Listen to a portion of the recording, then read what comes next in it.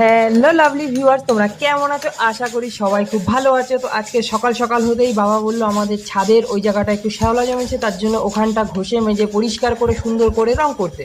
বাবার কথা মতো আমি সুন্দর করে ওখানটা ঘষে মেজে কাজ করার জন্য রেডি হয়ে গেলাম। তার জন্য আমি সানসেটের উপরে উঠে গেছি। আর এখানে কিছুটা শিরিষ কাগজ দিয়ে জায়গাটা ঘষে তারপর কিছুক্ষণ ঝাড় টাড় দিলাম সুন্দর করে, নোংরাগুলো পরিষ্কার করে দেন আমি চলে গেলাম রঙের জন্য রেডি হওয়ার জন্য। আর এখানটা এত উঁচু, আমারও তো ভাই ভয় লাগছিল। আর ঝাড় দেওয়ার জন্য কিছুটা ধুলো জমেছিল, সেই ধুলোগুলো আমি সুন্দর করে কাপড় দিয়ে ন্যাকড়া করে মুছে পরিষ্কার করে অবশেষে এই সবুজ রঙটা দিয়েছে বাবা। আর এই দিয়ে আমি এই রঙটা করব। তো রঙটা করার আগে ভালো করে সুন্দর করে মিলিয়ে একটুখানি তারপিন তেল দিয়ে ওটাকে একটু আরও হালকা করে সুন্দর করে আমি হাতে প্লাস্টিক করে ওটাকে কি সুন্দর রং করছি দেখো। অ্যাকচুয়ালি রং করার আমার কোনো আইডিয়া নেই, তার জন্য রংটা হয়তো খারাপ হতে পারে, দয়া করে কিছু মনে করবেন না। আর আমার রং করার পরে শেষমেশ ভিউটা দেখো কি সুন্দর হয়েছে। অবশ্যই আমি রং করিনি, তার জন্য নিচে একটু লেগে গেছে, ওখানটা মুছে বিগড়ে গেছে, বাট দেখতে মোটামুটি ভালোই লাগছিল।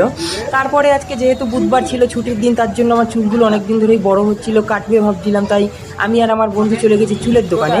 আর যেহেতু ভাই গরিব মানুষ, তোমরা কেউ আমাকে সাহায্য করো না, তার জন্য আমি চলে গেছি অল্প স্বল্প দোকানের। এই ভাইটা দেখো আমাকে দেখে পুরো থক হয়ে গেছিলো, যেহেতু ভিডিও করছিলাম।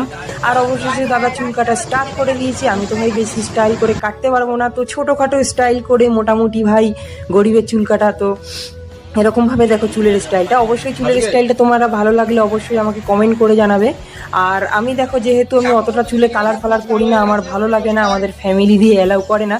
আর দেখো এইখানে অবশেষে আমি বাড়ি আসার পর এখানে ঘর দিয়ে একটা কাঠবিড়ালির বাচ্চা ছাদ দিয়ে পড়ে গেছিলো, মা সেটাকে যত্ন করে রেখে দিয়েছিল।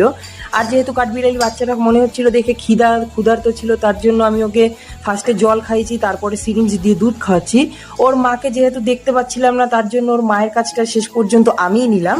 তো দেখো কি সুন্দর আমি বাচ্চাটাকে খাওয়াচ্ছি। আর খাওয়া দাওয়ার পরে বাচ্চাটা চুপচাপ ঠান্ডা হয়ে বসে রয়েছে, যেহেতু ওর পেটে খিদা কমে গেছিলো, তার জন্য ও বেশি চিল্লাচিল্লিও করছিল না। আর অবশেষে কিছুক্ষণ পর দেখো আমার হাতের উপরই ও খেলছিল, হাত ছেড়ে নিচে যাচ্ছিল না। আর ও কোথায় থাকবে সেই নিয়ে আমার খুব টেনশন হচ্ছিল, তার জন্য ওকে দেখো কি সুন্দর এটা বানিয়ে দিয়েছি থাকার জায়গা। আর শেষ পর্যন্ত আমার গরমে হালাত খারাপ। তো যত সম্ভব এখানেই ও ছিল, এখান দিয়ে নিচে পড়ে গেছিল। তো ওকে যত্ন করে আমি ওখানে সিঁড়ির ওখানে রেখে দিয়েছি যাতে ওর মা নিয়ে যায়। ভিডিওটি ভালো লাগলে অবশ্যই লাইক করে দেবেন।